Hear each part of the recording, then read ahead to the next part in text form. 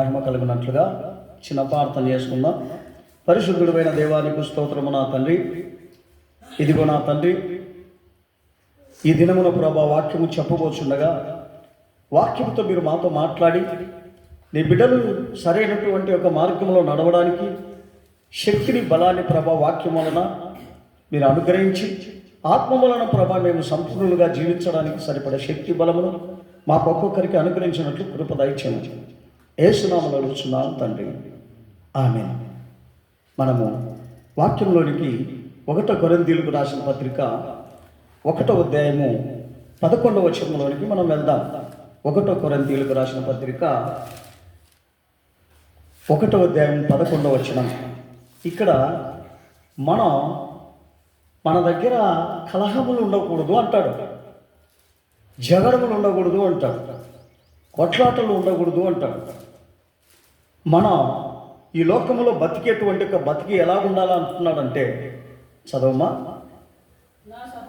నా సహోదరులారా, మీలో కలహములు కలవని మిమ్మల్ని గురించి లోయ ఇంటి వారి వలన నాకు వచ్చను. అపోస్తలుడైనటువంటి ఒక పౌలు ఆ సంఘానికి వెళ్ళి ఆ మనుషులలో భక్తి ఉంది కానీ కలకం ఉంది అంటున్నాడు, గొడవలు ఉన్నాయి అంటున్నాడు, మనస్తాపాలు ఉన్నాయి అంటున్నాడు, కొట్లాటలు ఉన్నాయి అంటున్నాడు. ఇటువంటి దేవుని యొక్క బిడ్డలకు ఉండకూడదని అపోస్తలుడైనటువంటి ఒక పౌలు వారితో హెచ్చరిస్తూ వచ్చినాడు. వారిని అటువంటి యొక్క గుణగణాలు మీకు లేకుండా జీవించాలని వారికి బోధ చేస్తా వచ్చినాడు. కానీ ఆ బోధ విన్నప్పటికీ కూడా ఆ బోధను వారు లెక్క చేయక ఆయనకు తెలియకుండా కలహములు, గొడవలు, మనస్తాపాలు ఉంటాయని ఆ ఒక ఇంటి ద్వారా తెలుసుకున్నట్లుగా మనం చూస్తున్నాం. ప్రియమైన దేవుని బిడ్డ, ఈ లోకంలో దేవుడు నిన్ను నన్ను ఏర్పరచుకునేది కలంకము కలహము లేని యొక్క ఒక మంచి జీవితంలో మనల్ని నడిపించాలని దేవుడు మనల్ని కోరుకుంటున్నాడు. అందుకనే 1 కొరింథీ 3:3లో 3వ అధ్యాయం 3వ వచనంలో మనకి ఏం చెప్తున్నానంటే, ఇటువంటి యొక్క కలంకం అనేది, మరి ఆ గొడవలు అనేటి దేవునికి ఇష్టమైనటివి కావు, వాటిని విసర్జించాలా అంటున్నాడు. జగడములు ఆడేటువంటి ప్రతి మనిషి దేవుని యొక్క సంబంధి కాదంటాడు. చదవమా. 3:3 మీలో అసూయయు కలహమును ఉండగా మీరు శరీర సంబంధులు కారా? మనుషరీతిగా నడుచుకోని వారు కారా? గమనించండి, మనము ఈ లోకంలో మనకిచ్చినటువంటి యొక్క బోధ కలహాలు ఉండకూడదని, జగడములు ఉండకూడదని, కొట్లాటలు ఉండకూడదని మన శరీరానికి చెప్పినాడు. అది దేవుని యొక్క శరీరం అంటున్నాడు. అప్పుడు ఈ శరీరములో కొట్లాటలు, జగడములు, కలహములు ఉన్నట్లయితే అప్పుడు మనం శరీర సంబంధమైన మనుషులము కాదా? ఆత్మ సంబంధులముగా మనం ఎట్లయితాం? దేవుని సంబంధులుగా ఎట్లయితాం? మీలో ఇటువంటి అసూయ అనేటువంటి స్వభావము ఇవి మీ దగ్గర ఉన్నదాన్ని బట్టి మీరు దేవుని యొక్క పిల్లలు ఎట్లయితారు? అందుకనే అదే కొరింథీయులకు రాసిన పత్రిక 11వ అధ్యాయము 10వ వచనంలో మనము చూస్తే, ఇందువలన దేవదూతలను బట్టి అధికార సూచన స్త్రీకి తల మీద ఉండవలెను. అయితే ప్రభువునందు స్త్రీకి వేరుగా పురుషులు లేరు, పురుషునికి వేరుగా స్త్రీ లేదు. గమనించండి ప్రియమైన వాళ్ళారా, ఈ చివరి దినాలలో ఎవరికి ఎవరు ఉండాలా అంటున్నాడు? స్త్రీకి వేరుగా పురుషుడు లేడు. పురుషునికి వేరుగా స్త్రీ లేదు. వీళ్ళిద్దరూ ఎవరు చెప్పండి చూద్దాం. ఏక శరీరమై ఏక తలంపులతో ఏక మనసు కలిగి తమ యొక్క సంసారములో ఏక భావంతో మరి ఏ కలంకము కల్మషము లేకుండా జీవించాలని ప్రభు వీరిద్దరిని జతపరిచినాడు. గమనించండి ప్రియమైన వారులారా, ఈ దినము మరి మనం ఏమనుకుంటున్నామంటే భార్య వేరు భర్త వేరు, భార్య మీద భర్తకు పగలు, భార్య మీద భర్త మీద భార్యకు పగ, ఒకరికొకరు చంపుకుంటున్నారు, ఒకరికొకరు ద్వేషిస్తున్నారు. ఇది ఎంత దౌర్భాగ్య స్థితి! ఇటువంటి యొక్క కలిసి కాలములో భ్రష్టత్వము అనేక మందికి కలిగి దేవుని యొక్క చిత్తమును మరిచి వీళ్ళు కలహాలతో కొట్లాటతో వారి జీవితం ప్రారంభమవుతా ఉంది. కానీ పరలోక రాజ్యానికి వారసులుగా ప్రారంభం కాలేదండి ఆ జీవితాలు. అందుకనే మనిషికి మనిషి సమాధానం లేదు. ఇంట్లో భార్య భర్తలకే సమాధానం లేనప్పుడు మరి ఏ రీతిగా సంఘంలో సమాధానం ఉంటుంది? ఇది గుర్తెరగక అందుకనే ప్రభు చెప్తున్నాడు, నీ సంఘాన్ని నీ భార్యను చక్కగా ఏలకుంటే, భార్య నీకు లోబడకుంటే, భర్త నీకు లోబడకుంటే అది నిజమైనటువంటి ఒక శరీరం కాదు అంటున్నాడు. అందుకనే ఆ శరీరము నిజమైన శరీరముగా అన్యోన్యంగా వారి ఇరుగురు ఉండాలని దేవుడు కోరుకుంటున్నాడు. కలహము అనేది మన జీవితాన్ని కాల్చి పారేస్తుంది, దేవునికి దూరపరుస్తుంది. అందుకనే 3వ అధ్యాయము 1 నుండి 3 వరకు చదువుదాం. 1 కొరింథీ 3 నుండి 3వ అధ్యాయము 1 నుండి 3 వరకు చదువుదాం. సహోదరులారా, ఆత్మ సంబంధులైన మనుషులతో మాట్లాడినట్లుగా నేను మాట్లాడలేకపోతుని. శరీర సంబంధులైన మనుషులే అనియు క్రీస్తునందు పసిబిడ్డలే అనియు మీతో మాట్లాడవలసి వచ్చెను.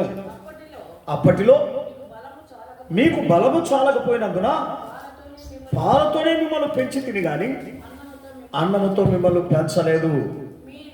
మీరింకను శరీర సంబంధులై ఉండుట వలన ఇప్పుడును మీరిప్పుడు బలహీనులై ఉన్నారు కారా?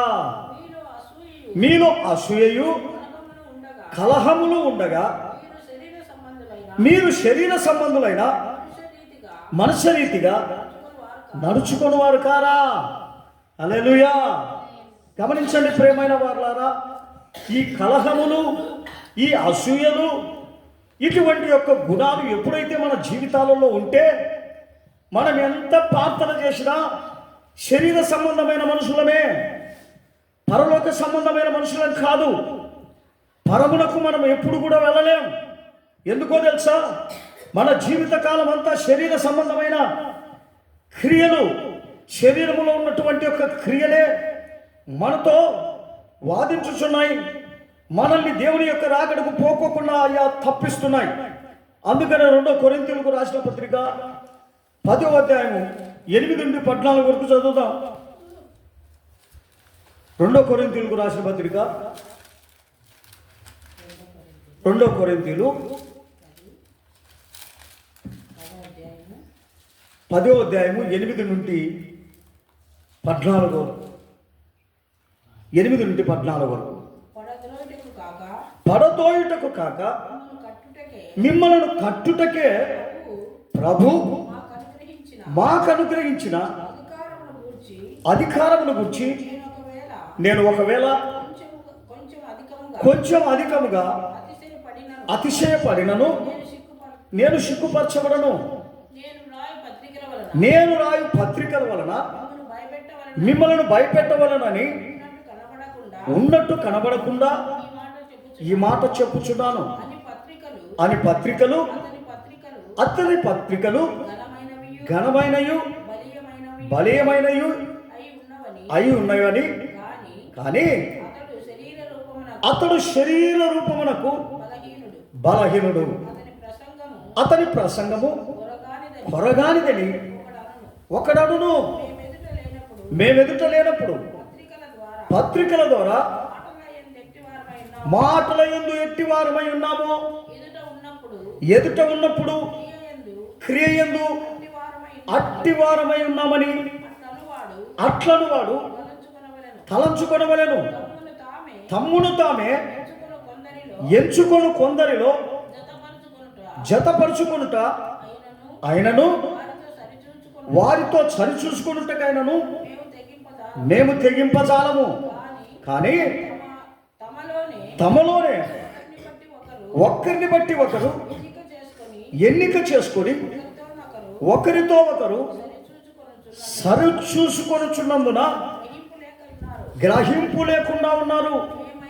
మేమైతే మేరకు మించి అతిశయపడము.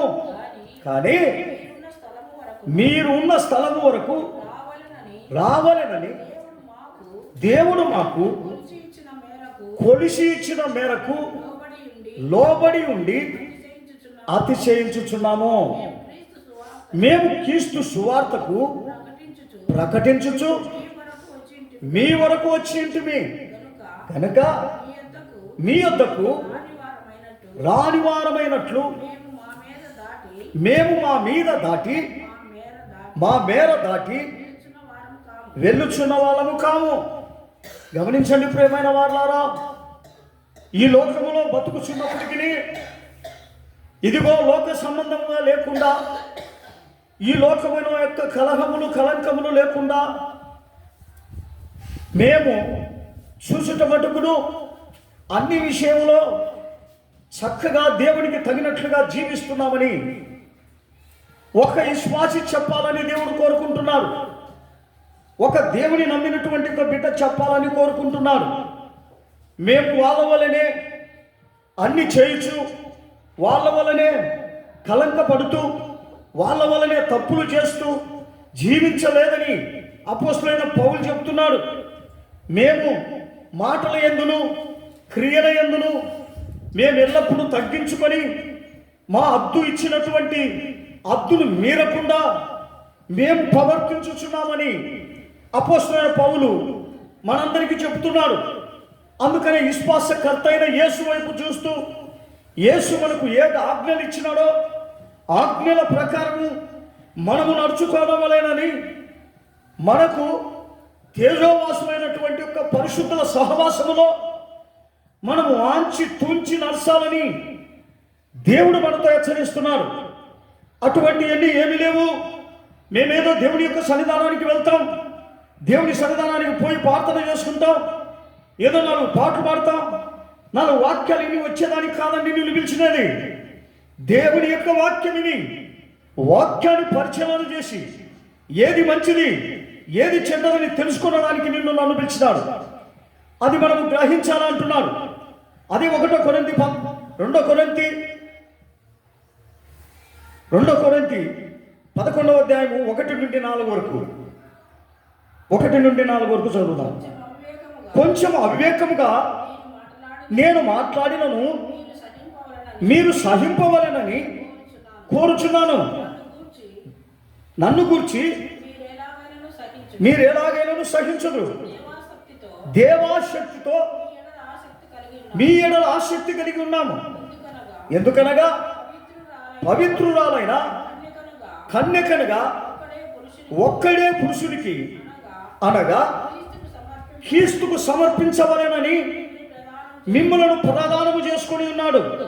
కానీ సర్పము తన కుయుక్తి చేత అవను మోసపరిచినట్లుగా మీ మనసులను చిడిపి క్రీస్తు ఎడలనున్న సరళత నుండి పవిత్రత నుండి ఎట్లయినను తొలగిపోవాలనేమోనని భయపడుచున్నాను. ఎలయనగా వచ్చిన వాడు ఎవడైనను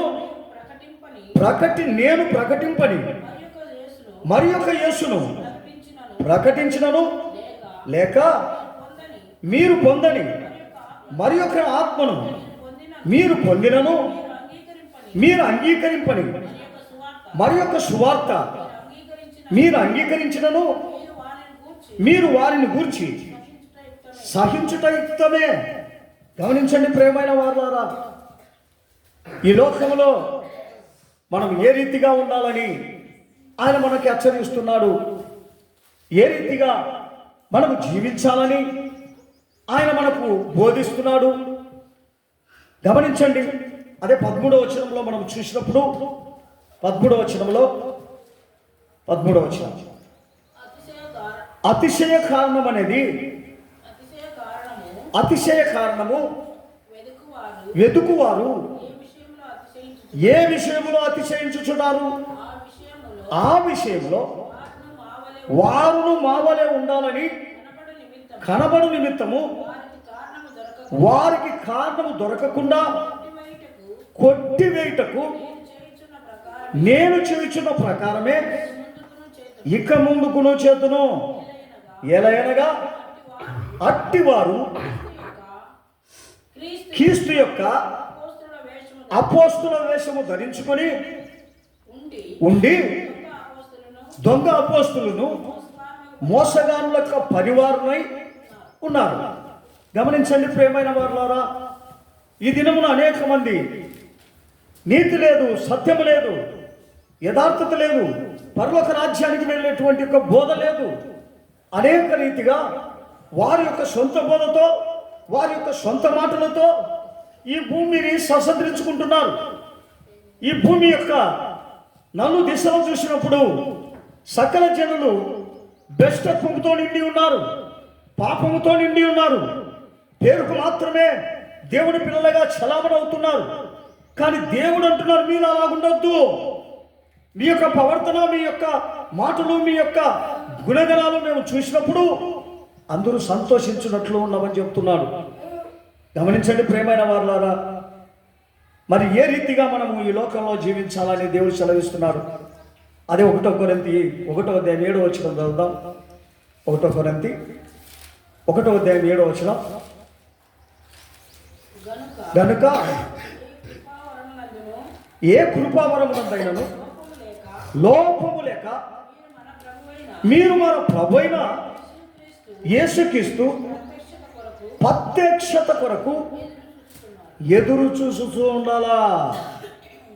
దేని కొరకు ఎదురు చూస్తూ ఉండాలా? ఎట్లా ప్రత్యక్షత ఎదురు చూసాలా? మనము లోపం అనేది లేకుండా, కల్మషం అనేది లేకుండా, కలంకం అనేది లేకుండా ఎవరిని ఎదురు చూడాలా అంటున్నాడు? ప్రభువుని ఎదురు చూడాలా అంటున్నాడు. ఇటువంటి యొక్క ప్రయాణంలో మనం ఉన్నామా? ఇటువంటి యొక్క జీవితం కొరకు కనిపెట్టుకొని ఉన్నామా? అదే 6వ అధ్యాయము 6, 19, 20. నీ దేహము దేవుని వలన మీకు అనుగ్రహింపబడి మీలో ఉన్న పరిశుద్ధాత్ముడు ఆలయము ఉన్నారని మీరు ఎరుగరా? మీరు మీ సొత్తే కారండి, విలువ పెట్టి కొనిన వారు గనుక మీ దేహంతో దేవుని మహిమపరుస్తాం, దేవుణ్ణి ఘనపరుస్తాం. మన మాటల యందును, మన ప్రవర్తన యందును, మన యొక్క జీవితమందును మనలో ఏ కలంకము కల్మషము లేదని, ఏ అన్యాయము లేదని, ఏ అక్రమము లేదని, ఎటువంటి యొక్క అసూయ లేదని, లోభిత్వము లేదని మనము వెల్లడిపరుస్తాం. ఈ లోకంలో సకల జనులకు యథార్థమైన జీవితం చేస్తాం, యథార్థంగా నడుచుకుందాం. అందుకొరకే నిన్ను నన్ను ఆయన ఏర్పరచుకున్నాడు. ఈ లోకంలో మీరు నాకు మహిమకరంగా ఉండాలని, ఈ లోకంలో మాకు సొత్తులై ఉండాలని, ఈ లోకంలో నా బిడ్డలై ఉండాలని, నా యొక్క ఆలయము మీ హృదయంలో ఉంది కనుక మీరు పరిశుద్ధంగా ఉండమంటున్నాడు. అదే 5వ అధ్యాయం 1వ వచనంలో చెప్తాడు. 1 కొరింథీ 5వ అధ్యాయం 1వ వచనంలో మీలో జారత్వమని ఉన్నదని వదంతి కలదు. మీలో ఒకడు ఎంత ఘోరమో చూడండి. అట్టి జారత్వము అన్యజనులలో కూడా ఉండదు. గమనించండి ప్రియమైన వారులారా, ఇటువంటి యొక్క కలంకమైనటువంటి గుణాలు మనం దూరపరచాలా. ఈరోజు ఇన్ని వాక్యాలు చెప్తున్నా, ఇన్ని ప్రార్థనలు చేస్తున్నా, ఎక్కడున్నారు జనాలంటే ఇంకా వ్యభిచారంలోనే ఉన్నారు, ఇంకా శరీర సంబంధమైనటువంటి ఆశలతో నిండి ఉన్నారు. పేరుకు మాత్రమే ప్రసంగాలు, పేరుకు మాత్రమే ప్రార్థనలు, పేరుకు మాత్రమే దేవుని బిడ్డలని వాళ్ళు పిలువబడతా ఉంటారండి. కానీ స్వభావాలన్నీ చూసినప్పుడు దేవుని యొక్క స్వభావాలు కనపడవు, దేవుని యొక్క చిత్తం కనబడదు. అదే 6వ అధ్యాయము 15 నుండి 18 వరకు చదివి నేను ముగిస్తా. మీ దేహములు క్రీస్తునకు అవయవములై ఉన్నాయని మీరెరుగరా? నేను క్రీస్తు యొక్క అవయవములను తీసుకొని వేశ్య యొక్క అవయవములను చేయుదునా? అది ఎంత మాత్రమో తగదు. వేశ్యతో కలుసుకునేవాడు దానితో ఏకదేహమై ఉన్నాడని మీరు ఎరుగరా? వారిద్దరు ఏక శరీరమై ఉన్నారని ఉందురు అని మోషే చెబుతున్నాడు కదా. అటువలే ప్రభుతో కలుసుకునేవాడు ఆయనతో ఏకాత్మ కలిగి ఉన్నాడని ఉన్నాడు. జారత్వమునకు దూరముగా పారిపోండి. మనుషుడు చేయు ప్రతి పాపమును దేహమునకు వెలుపల ఉన్నది కానీ జారత్వము చేయువాడు తన సొంత శరీరాన్నే హానికరముగా పాపము చేయుచున్నాడు. గమనించండి ప్రియమైన వారులారా, తన సొంత శరీరాన్ని ఈరోజు భార్య ఉండి కూడా వేరే యొక్క భార్యగా వేరే యొక్క అమ్మాయిలను పాడు చేయడం, వేరే యొక్క భార్యను ఉంచుకోవడం, ఇటువంటి యొక్క అన్యాయపు పనులు దేవుని యొక్క ప్రార్థన చేసే వాళ్ళకు ఉండకూడదని ప్రభువులు సెలవిస్తున్నాడు. వాళ్ళ దగ్గర ఇటువంటి స్వభావం ఉన్నప్పుడు వాళ్ళు ఏ రీతిగా దేవుని బిడ్డలు అవుతారని మనం తెలుసుకుందాం. పర్వాలేదులే, వాళ్ళు ఏమి చేసుకున్నా మనం ఓర్చుకుందాం అంటే వేషతో కలుసుకుని వాడు వేషలు ఉన్నాడు అంటున్నాడు. వ్యభిచారం చేసేవాడి దగ్గర మనము వాక్యం వింటుంటే మనం కూడా వ్యభిచారమై ఉన్నామంటున్నాడు. లోభిత్వం కలిగిన వాడి దగ్గర మనము వాక్యం వింటుంటే లోభిత్వం కలిగిన వారమై ఉన్నామంటున్నాడు. అటువంటిది మనము గుర్తెరిగి మనం ఎవరమై ఉన్నామనే నిరీక్షణ మనలో ఉండాలని దేవుడు సెలవిస్తున్నాడు. ఇవన్నీ మనకి హెచ్చరిస్తున్నాడండి. ఇవన్నీ మనము లెక్క చేయకోకుండా ఉన్నట్లయితే ఎంత దౌర్భాగ్య స్థితి. ఒక్కసారి ఆలోచన చేయండి ప్రియమైన వారులారా. అదే 1 కొరింథీ 12వ అధ్యాయము 1-2వ వచనంలో మనం చూసినప్పుడు, మరియు సహోదరులారా, ఆత్మ సంబంధమైన వరములను గురించి మీకు తెలియకుండుట నాకు ఇష్టం లేదు. మీరు అన్యజనులై ఉన్నప్పుడు మూగ విగ్రహములను ఆరాధించుటకు ఎట్లు పడినాటు నడిపింపబడితిరని మీకు తెలియను. గమనించండి, మనము దేవుని నమ్ముకున్నప్పుడు మన ఇష్టానుసారంగా జీవించాం, మన ఇష్ట ప్రకారం మనం వెళ్ళినాం. యేసు ప్రభువును నమ్ముకున్న తర్వాత మన ఇష్టం కాదండి, అది దేవుని ఇష్టానికి అప్పగించాలి. అది దేవుని చిత్తానికి, దేవుని అడుగుజాడల్లో నడచాలి, ఆంచి తూంచి నడచాలి. నేను మంచిగా ఉన్నానా, నేను దేవునికి సమరూపంగా ఉన్నానా, నా ఇష్టానుసారంగా జరిగేటువంటి యొక్క దినాలు ఈ దినాలు ప్రభు కొరకు జీవిస్తున్నా, నేను ప్రభు కొరకే బతుకుతున్నా. ప్రభు నాకు ఏ ఆజ్ఞలు నియమించినాడో వాటి యందు నేను జాగ్రత్త పడి వాటిని నేను చూసుకుంటున్నాననే నిరీక్షణ ఈరోజు విశ్వాసులకు ఉండాలండి. ఏదో నేను బాప్తిసం తీసుకున్నా, ఏదో నేను పరలోక రాజ్యానికి పోతానులే అని నీలో నువ్వు అనుకున్నట్లయితే అది నీ భ్రమయే, అది నీ యొక్క మూర్ఖతనమే. గనుక ప్రభు ఇచ్చినటువంటి విశ్వాసాన్ని పరిశుద్ధంగా కాపాడమని దేవుడు సెలవిస్తున్నాడు. ఈ శరీరాన్ని విచ్చలవిడిగా నడిపించడానికి కాదు, విచ్చలివిడిగా పాపం చేయడానికి కాదు, విచ్చలివిడిగా మాట్లాడడానికి కాదు, విచ్చలివిడిగా కొట్లాడడానికి కాదు, విచ్చలివిడిగా తిరగడానికి కాదండి.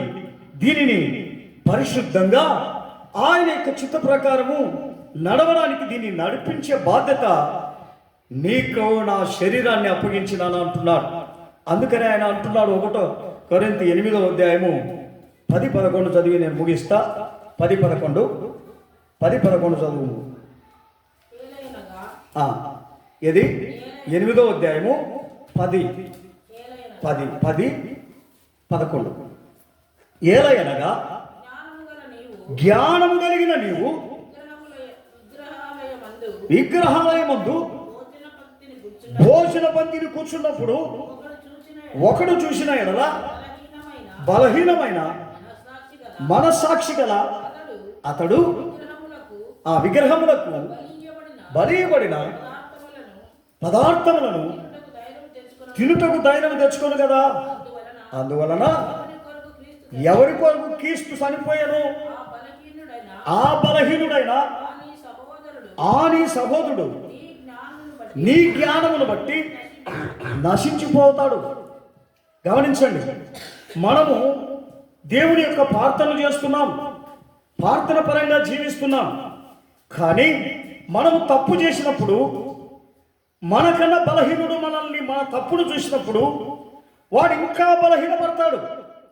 వాళ్ళే చేస్తున్నారు కదా, నేనెందుకు చేయకూడదు అనేటువంటి బలహీనతకు మనం తీసుకొచ్చి వాడిని నాశనం చేసేటువంటి స్థితిలో మనం కనబడుతున్నాం. ప్రేమైన దేవుని బిడ్డ, ఒక్కసారి దేవుని నమ్ముకున్న నీవు యోచించు, నేను చేసే పని మంచిదా, నేను చేసే పని దేవుడికి ఇష్టమైనదా, లేకపోతే ఎవరు చూస్తే నాకేమి, మరి నేను చేసేది నేను చేస్తానని నువ్వు ఒకవేళ మనుషులకు మీరి దేవుడికి మీరి తప్పితములు చేసినట్లయితే ఒక దినమున నిన్ను రక్షించువాడు లేరు. ఒకవేళ ఈ భూమి మీద నిన్ను ఒకవేళ డాక్టర్లు రక్షిస్తారేమో, లేకపోతే మనుషులు రక్షిస్తారేమో, కానీ ప్రకృతి రక్షిస్తారేమో. లాస్ట్కి వచ్చేలకల నీ గతి ఎంత భయంకరంగా ఉంటుందంటే అంత భయంకరంగా ఉంటుంది. అందుకని ఆ దుస్థితి రాక మునిపే సమయం ఉండగానే వాటిని విసర్జించి పరిశుద్ధంగా జీవించమని దేవుడు నిన్ను నన్ను హెచ్చరిస్తున్నాడు. అటువంటి యొక్క రీతి మనకు లేకోకుండా మనము మన ఇష్ట ప్రకారం మనము నడిచినట్లయితే దానంత దౌర్భాగ్య స్థితి మరొకటి ఉండదండి. అందుకని 15వ అధ్యాయం 12వ వచనంలో చెప్తాడు.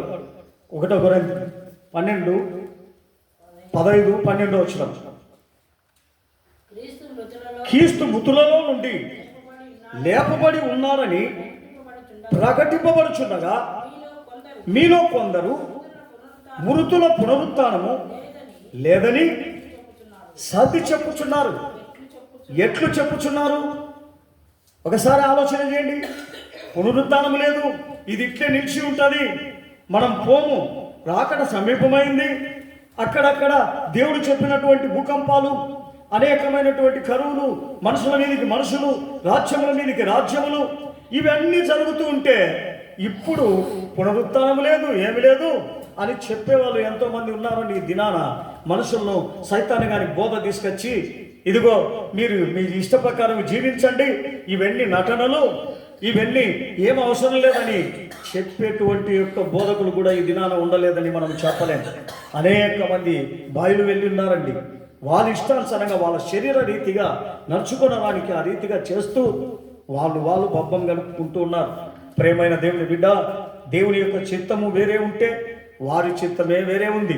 గనక మన జీవితాల్లో మనమందరం కూడా మన చిత్తము లేకుండా దేవుని చిత్తానికి అప్పగించుకుందాం.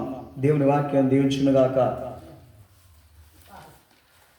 యేసుని రాకడలో, యేసుని రాకడలో ఆయన ముఖం చూడగా ఆయనతో ఆనందమే, ఆయనతో ఆనందమే.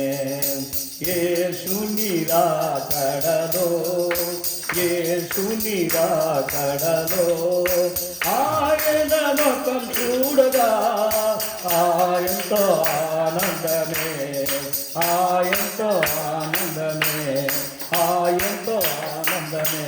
ఆమేన్. హల్లెలూయా, హల్లెలూయా. ప్రార్థన చేస్తాం. పరిశుద్ధుడు అయిన దేవానికి స్తోత్రము నా తండ్రి. దయగలిగిన ప్రభా, చివరి దినాల్లో ఉన్నాం ప్రభా. మీరు మేము ఎట్లు ఈ చివరి దినాల్లో ఉండాలని మాకు తెలియపరుస్తున్నారో వాటి ఎందుకు ప్రభా మేము మనసు ఉంచి మా జీవితాలను మార్చుకొని ప్రభా నీ వైపు నా తండ్రి తిరగాల, నీ ఇష్ట ప్రకారం జీవించాలని, నా శరీరము నా ఆత్మను ప్రభా మీదే అని చెప్పుకునే రీతిగా మనం ప్రభా ఈ లోకంలో ఉండాలని మీరు మాకు హెచ్చరించిన కృపను బట్టి నీకు స్తోత్రం.